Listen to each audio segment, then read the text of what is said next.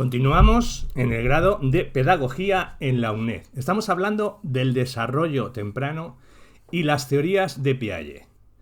En cuanto a los estadios, hablemos del estadio 2. Las primeras adaptaciones adquiridas y las reacciones circulares primarias, desde 1 hasta 4 meses aproximadamente. Durante este segundo estadio aparecen, porque se han ido gestando desde el nacimiento, las primeras conductas adquiridas y lo que Piaget denominó reacciones circulares primarias.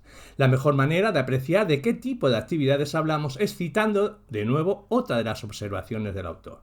En la observación 17 dice que a los de 0 a 1, Lauren grita de hambre en su cuna. Se le coge manteniéndolo en posición casi vertical. Su comportamiento pasa entonces por 4 fases sucesivas que se distinguen con bastante nitidez. Comienza por calmarse e intenta mamar, girando la cabeza a izquierda y derecha, mientras que sus brazos se mueven al azar. Después, segunda fase, los brazos, en lugar de describir unos movimientos de envergadura máxima, parecen aproximarse hacia la boca. En varias ocasiones, una y otra mano rozan los labios. La mano derecha se pega a la mejilla del niño y la estrecha durante unos segundos. Durante todo este juego, la boca permanece completamente abierta e intenta sin cesar aferrar algo. Entonces queda atrapado el pulgar izquierdo y los dos brazos se inmovilizan de pronto. El brazo derecho queda doblado sobre el pecho debajo del brazo izquierdo, que está a su vez retenido por la boca. En una tercera fase, los brazos recorren de nuevo el espacio desordenadamente, una vez que el pulgar izquierdo había salido de la boca después de algunos minutos. Durante este tiempo, el niño se agita por la cólera, con la cabeza tirada hacia atrás, y sus gritos alternan con los intentos de succión. Finalmente se inicia una cuarta fase, durante la cual las manos se aproximan de nuevo a la boca. Esta intenta en todo momento alcanzar los dedos que le rozan. Estos últimos intentos no consiguen ningún resultado positivo y el llanto se reanuda definitivamente. ¿Podemos hablar en esta ocasión de coordinación? La sucesión de estas 4 fases parece indicar un comienzo de relación entre los movimientos de los brazos y los intentos de succión. Después, la observación 20 nos proporciona un claro ejemplo de reacción circular primaria, cuando Lauren se chupa el dedo pulgar. Las reacciones circulares primarias son ya conductas adquiridas que se logran mediante la repetición de acciones sobre el propio cuerpo, acciones en las que se ven implicados claramente los mecanismos de asimilación, por ejemplo, asimilación al esquema reflejo de succión y acomodación, por ejemplo, al dedo que se chupaba Lauren. En el estadio 3. Reacciones circulares secundarias y procedimientos destinados a prolongar espectáculos interesantes, desde los 4 a los 8 meses aproximadamente. Las reacciones secundarias circulares, como detallábamos más arriba, implican ya objetos externos al propio cuerpo. Por tanto, estamos ante un bebé que se interesa por los efectos que provocan sus propias acciones: tirar, empujar, golpear, agitar, etc. No obstante, hay que recordar que en este estadio la capacidad intencional no ha hecho su aparición en el escenario psicológico. Por tanto, las actividades típicas del mismo no son consecuencias planificadas o buscadas, sino efectos procedentes de descubrimientos azarosos que se repiten por el placer que proporcionan al bebé. La siguiente observación de Piaget recoge las características de estos procedimientos. Observación 105. Desde 0 a 4. Lauren, como hemos visto, sabe golpear con la mano intencionadamente los objetos colgados. Ahora bien, a los 0,4 sujeta un palo, con el cual no sabe qué hacer y que se va pasando lentamente de una mano a otra. El palo roza por casualidad un sonajero colgado de la capota. Lauren, interesado en el acto por este efecto inesperado, mantiene el bastón derecho en la posición que acaba de ocupar y lo acerca visiblemente al sonajero. Lo roza, así por segunda vez. Hace retroceder el palo, pero alejándolo lo menos posible, como para intentar de nuevo la posición favorable, y luego lo acerca al sonajero y vuelve a empezar cada vez más rápidamente. Hablemos del estadio 4. De 8 a 12 meses aproximadamente. La coordinación de los esquemas secundarios y su aplicación a nuevas situaciones.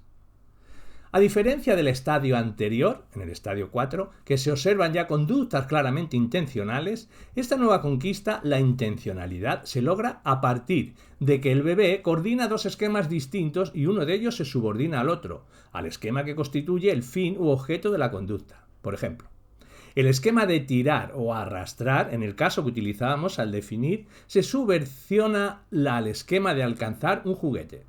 Veamos en el siguiente observación de Piaget con su hija Jacqueline este tipo de coordinaciones. Observación 129. Jacqueline está sentada e intenta coger su pato, colocado cerca de sus pies.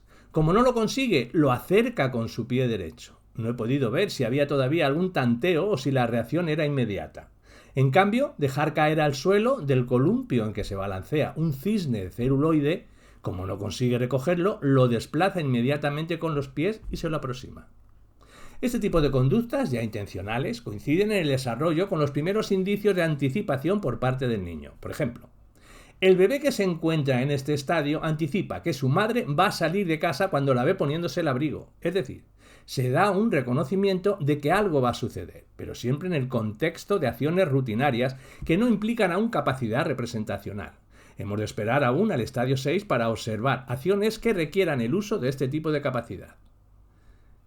Estadio 5, de 12 a 18 meses aproximadamente. La reacción circular terciaria y el descubrimiento de los nuevos medios mediante experimentación activa. En este estadio nos encontramos de nuevo con reacciones circulares, es decir, actividades que se inician de manera fortuita y que se repiten. Sin embargo, en este caso, la reproducción de la acción o el fenómeno da lugar a una verdadera experimentación. Ya no es mera repetición per se, por el placer que provoca el resultado. En este caso, el niño va más allá y varía, gradúa, cambia ligeramente sus modos de acción observando las consecuencias que provocan. Veamos más claramente este tipo de actividad mediante un ejemplo. En la observación 141. Un primer ejemplo nos permitiría comprender la transición entre las reacciones secundarias y las reacciones terciarias. Este consiste en una conducta perfectamente conocida por medio de la cual el niño explora el espacio alejado y construye su representación del movimiento, la conducta de soltar o de arrojar los objetos para intentar seguidamente recogerlos.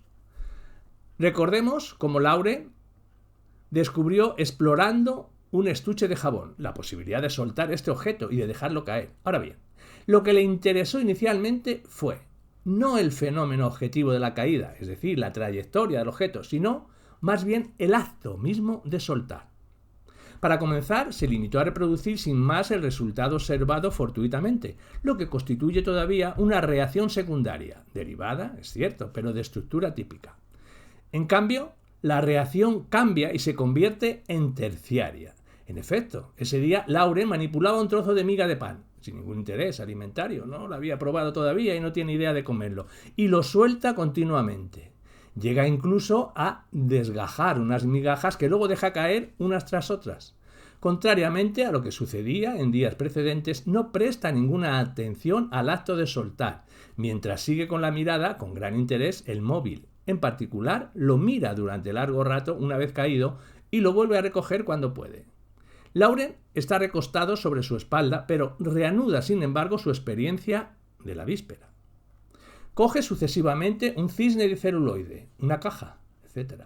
Extiende el brazo y los deja caer. Va variando claramente las posiciones de la caída. Tan pronto alza el brazo verticalmente como lo sostiene oblicuamente hacia adelante o hacia atrás respecto de sus ojos. Cuando el objeto cae en una posición nueva, por ejemplo, sobre su almohada, lo vuelve a dejar caer 2 o 3 veces en el mismo sitio como para estudiar la relación espacial. Después modifica la situación. Mediante las reacciones circulares terciarias, el niño provoca situaciones nuevas, acomodándose a los distintos objetos y luego las repite, componente de asimilación. Su actividad experimentadora le lleva a descubrir nuevos medios para conseguir los fines que se propone. No obstante, esta experimentación tiene lugar aún en el plano de la acción sensoriomotriz, no en el de la representación. Hemos de esperar hasta el próximo estadio, el 6, para observar cómo la experimentación se traslada al plano de la representación mental. Hablemos de él, del estadio 6, de 18 a 24 meses aproximadamente, donde la invención de nuevos medios mediante combinaciones mentales. Como anticipábamos antes, el estadio 6 constituye el punto de tránsito del periodo sensoriomotor al de operaciones concretas. El inicio de la capacidad simbólica o representacional constituye un hito importantísimo en el desarrollo de la inteligencia, que supone un cambio cualitativo en el mismo. Se materializa en el paso de la inteligencia sensoriomotriz no simbólica, no representacional, a la inteligencia operatoria, primero a las operaciones concretas y luego a las operaciones formales. Pero veamos mediante un ejemplo cómo el niño inventa nuevos medios mediante combinaciones, ya no materiales o físicas, sino mentales, es decir, cómo planifica su acción antes de llevarla a cabo físicamente. En la observación 179. Un ejemplo más complejo es el de la cadena del reloj, que ha de hacerse penetrar en el orificio. Recordemos también en este caso los tanteos de Jacqueline.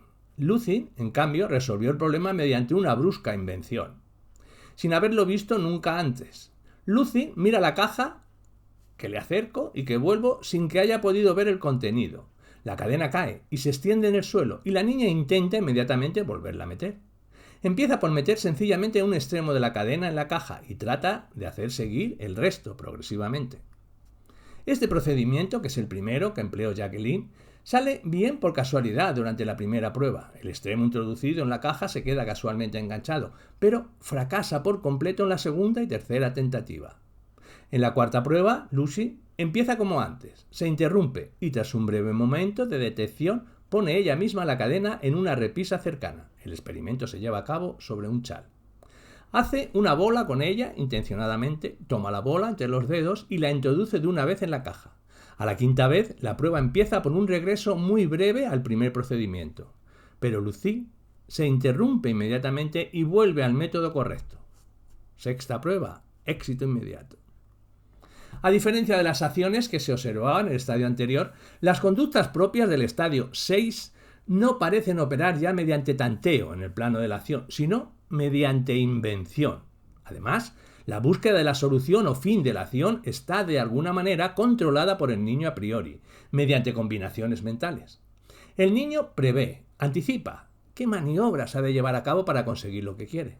Esta capacidad de anticipación o previsión, de planificación, en definitiva, es un logro de vital importancia en el desarrollo intelectual del niño que marca el fin de la inteligencia sensoriomotriz propia de los primeros meses de vida del bebé. Hablemos de la noción piagetiana de objeto permanente. Vamos ahora a tratar uno de los aspectos más curiosos y relevantes del desarrollo en los 2 primeros años de vida. Se trata de conocer cómo adquiere el niño una visión del mundo en la que él mismo se sitúe como un objeto más entre los demás, un logro que, como vemos, no es nada sencillo. Debemos empezar por decir que en el mundo de los bebés los objetos no tienen la permanencia que les otorgamos los adultos. Piaget pensaba que el bebé no sabe que los objetos siempre permanecen en algún lugar. Aunque no los vea ni tenga ninguna otra constancia perceptiva de ellos, a su juicio, para el bebé, los objetos se encuentran en un continuo juego de apariciones y reapariciones.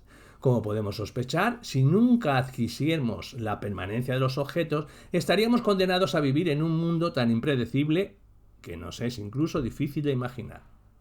La permanencia de los objetos es, por tanto, un requisito básico para el desenvolvimiento en el medio. El niño debe saber que los objetos pueden verse afectados por las acciones, pero que su existencia es esencialmente independiente de ellas. Para Piaget, este problema epistémico se encuentra en la médula misma del desarrollo intelectual. La noción de objeto permanente fue estudiada por Piaget en su libro La construcción de lo real en el niño, 1937. A juicio del autor, solamente cuando el bebé se interesa por buscar objetos desaparecidos, demuestra comprender que el objeto permanece en alguna parte mientras no está bajo su percepción inmediata. La noción de permanencia es tan esencial que algunos autores defienden que está presente desde mucho antes del segundo año de vida. No obstante, antes de ocuparnos de ese debate entre psicólogos evolutivos, vamos a conocer la visión de Piaget sobre su adquisición a lo largo de los 6 estadios del desarrollo sensoriomotor. Primer y segundo estadio. En los primeros estadios, el bebé reconoce bastantes objetos, discriminando cuáles de ellos son, por ejemplo, succionables, como el pezón, el chupete o su dedo pulgar. Pero Piaget insiste en que este reconocimiento es solo un reconocimiento de lo que él llama cuadros, y ante los que el bebé pone en marcha determinados esquemas sin que ninguno de ellos, esos cuadros, tenga una existencia independiente del bebé. Por ejemplo, si el chupete desaparece de su vista, no tratará de buscarlo. Si acaso, continuará realizando los movimientos acomodativos previos, como si el objeto pudiese resurgir o emanar de la propia acción. En definitiva, para Piaget, en esta etapa hay una ausencia total de toda conducta eficaz relativa a los objetos desaparecidos. El cuadro que se eclipsa es olvidado o bien deseado y esperado, pero la esperanza de hacerlo reaparecer solo es apoyada por la repetición de las acomodaciones anteriores. En el tercer estadio, este es el acercamiento a los objetos a través de las reacciones circulares secundarias y permite al niño importantes adelantos en el conocimiento de sus características, acercándole un poco más al concepto de objeto permanente.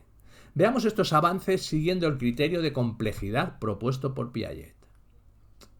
En el A, la acomodación visual a los movimientos rápidos y prensión interrumpida. El control de la visión permite que ante la caída de un objeto los bebés reaccionen anticipando su punto de llegada y mirando en el lugar más o menos exacto de la caída, en otras palabras, que anticipen la existencia del objeto en una posición futura. De modo similar, si el bebé pierde un objeto de su mano, repetirá sus movimientos de prensión como si esperase que el objeto subsistiese en algún lugar cercano. No obstante, y pese a lo significativo de estas conductas, el objeto sigue teniendo una existencia subordinada a la acción del niño. Como Piaget decía, el objeto aún está a disposición de la acción. Los bebés no buscan activamente un objeto perdido de sus manos, sencillamente repiten los movimientos de prensión previos. La parte B, las reacciones circulares diferidas. Los bebés de tercer estadio son capaces de recuperar un objeto que no ven, pero solo a condición de que la acción necesaria para ello forme parte de una reacción circular que se ha interrumpido. Piaget insistió en que en esta etapa el objeto aún continúa a disposición de la actividad. En su opinión, el comportamiento de Jacqueline no implica la búsqueda de un objeto desaparecido, sino más bien la recuperación de una actividad previa. Se trata de una vuelta a la actividad circular más que de una vuelta al objeto mismo. En el apartado C veremos las reconstituciones de un todo no visible a partir de una fracción visible y la supresión de obstáculos que piden la percepción. Estas conductas apuntan a un acercamiento nuevo y más próximo al objeto como entidad permanente. Ante un objeto semicubierto, el niño reacciona como si se tratase del objeto completo, identificando la parte como un todo y mostrando alegría si el objeto le gusta. Incluso puede intentar apartar la pantalla que lo cubre para tomarlo. También será capaz de liberarse de un paño, un cojín o cualquier otro obstáculo que se pongan sobre el rostro impidiéndole ver. No obstante, cualquiera de estas acciones, aunque complejas, siguen vinculando la existencia del objeto a la propia percepción. La prueba es que si el objeto se oculta totalmente, el niño no muestra ninguna reacción. Hablemos en el cuarto estadio y veremos cómo a partir de este estadio los niños comienzan a buscar los objetos que desaparecen por completo tras una pantalla, una mano o cualquier otro obstáculo. Sin embargo, la búsqueda del objeto desaparecido permanece restringida a una única ubicación, el primer lugar donde fue escondido y vuelto a encontrar. Esta peculiar limitación en la búsqueda se conoce como reacción típica y, según Piaget, pone de manifiesto que el vínculo con el objeto sigue pasando por el filtro de la acción. Los objetos existen en lugares privilegiados determinados por la relación del niño con el objeto y no por relaciones espaciales objetivas. Veamos cómo acaba el episodio. Dice que vuelve a tomarlo y ante su vista lo aleja muy rápidamente para ponerlo debajo de una alfombra a 40 centímetros de allí. Durante este tiempo vuelvo a ponerlo mi mano sobre sus rodillas y desde que Jacqueline deja de ver el papagayo vuelve a llevar su mirada sobre sus rodillas, levanta mi mano y busca debajo. La reacción es la misma durante 3 ensayos sucesivos. Hablemos en el quinto estadio, que este es el inicio de este estadio que viene marcado por la capacidad del niño para buscar el objeto en el último lugar en el que fue escondido. Ahora bien, ¿significaría este logro que el niño tiene por fin una noción de los objetos similar a la de los adultos? ¿Buscándolo tras pantallas que los ocultan y esperando que aparezca en el último lugar en que fueron dejados? Casi, pero no. El niño aún no ha roto el último lazo que vincula la existencia del objeto a su propia información perceptiva. Por ello, si queremos que busque el objeto en su último escondite, deberá ver claramente el desplazamiento. Volviendo por última vez al ejemplo anterior, predeciríamos que si en el desplazamiento hacia la alfombra el objeto es cubierto con un paño, el niño del quinto estadio ignorará el cambio de lugar y buscará el objeto en la mano del adulto. En el sexto estadio, este es solo cuando el niño toma en cuenta los desplazamientos no visibles del objeto. Su búsqueda denota que los objetos se han liberado tanto de la percepción como de la propia acción para obedecer a leyes de desplazamiento totalmente autónomas. Según Piaget, la representación verdadera comienza a operar cuando el niño es capaz de deducir los desplazamientos de los objetos. En su opinión, hasta ahora, el niño se ha guiado no de representaciones, sino de índices. Por ejemplo, en el cuarto estadio, la pantalla tras la que se oculta un objeto es índice o indicador de la presencia de objeto tras de sí. Ahora bien, según Piaget, la representación verdadera comienza a operar cuando el niño es capaz de deducir los desplazamientos de los objetos. En su opinión, hasta ahora, el niño se ha guiado no de representaciones, sino de índices, como hemos dicho. Por ejemplo, en el cuarto estadio, la pantalla tras la que se oculta un objeto es índice o indicador de la presencia del objeto tras de sí. Ahora bien, cuando no solo la ubicación del objeto, sino también su desplazamiento deben ser reconstruidos, el autor afirma que la actuación del niño solo puede explicarse apelando al manejo interno de representaciones. La objetivización del objeto al final del periodo sensoriomotor va unida a los logros conseguidos en el terreno de la imitación y en la comprensión de las relaciones espaciotemporales. Todos estos avances posibilitan lo que Piaget tachó de revolución copérnica en el niño y que no es otra cosa que su ubicación en el universo de objetos como una realidad más y no como su epicentro. Los objetos tienen por fin una identidad independiente de las acciones que se efectúan sobre ellos, y con esta conquista intelectual, el periodo sensoriomotor rompe la barrera más significativa del egocentrismo intelectual.